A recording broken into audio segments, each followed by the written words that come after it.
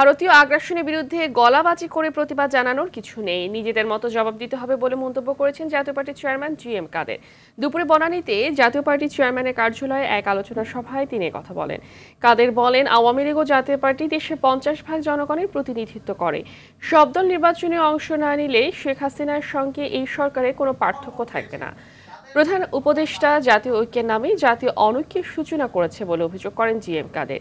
জাতীয় পার্টিকে তাদের সাংবিধানিক কার্যক্রমে বাধা দেওয়া হচ্ছে বলে অভিযোগ করেন দলটির চেয়ারম্যান। জাতীয় পার্টির প্রতিষ্ঠাতা চেয়ারম্যান হোসেন মোহাম্মদ এরশাদ,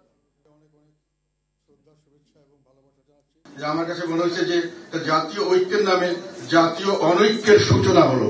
একটা বৃহৎ অংশ, 50%-এর বেশি অংশকে ওনারা এই ডায়ালগের বাইরে রেখেছে। এই জনসমষ্টিকে রিপ্রেজেন্ট করছে যারা, বা যেই জনসমষ্টির কোন রিপ্রেজেন্টেশন না রেখে তারা এই ঐক্যের ডাক দিয়েছেন।